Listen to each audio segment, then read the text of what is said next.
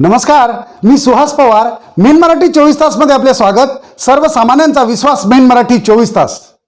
आमच्या main Marathi 24 तासला subscribe करा, like करून शेअर करा आणि बेल बटन दाबायला मात्र विसरू नका, कारण आमचे ताजे अपडेट्स आपल्यापर्यंत पोहोचत राहतील.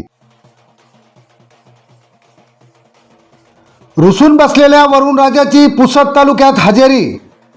शेतकऱ्यांना दिलासा तर पिकांनाही मिळाली नवसंजीवनी. सविस्तर वृत्त. गेली 2-3 आठवडे पावसाने दडी मारली होती. एक तर ह्या वर्षी पावसाळ्याची सुरुवातच उशिरा झाली. पाणी पडल्याबरोबर काही शेतकऱ्यांनी पेरणी केली आणि पाणी थांबले. त्यामुळे त्या शेतकऱ्यांवर दुबार पेरणीचे संकट आले.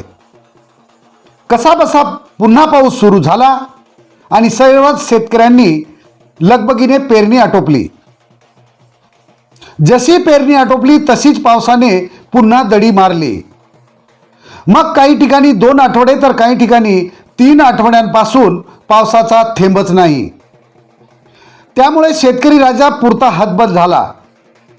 तर तिकडे पेरलेले बियाणे निघाले.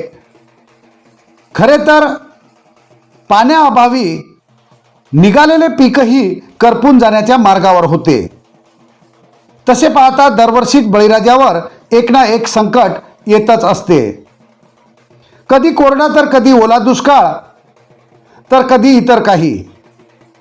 मागच्या वर्षी अतिवृष्टीने शेतकऱ्याचे होत्याचे नव्हते झाले.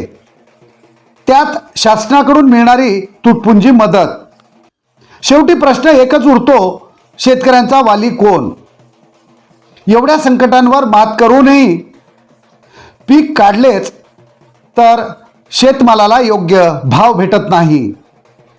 शेतमालाला मिळालेल्या अत्यल्प दरात कधीकधी शेतकऱ्याचे उत्पादन खर्चही निघत नाही. अशी ही शेतकऱ्यांची दयनीय अवस्था झाली आहे.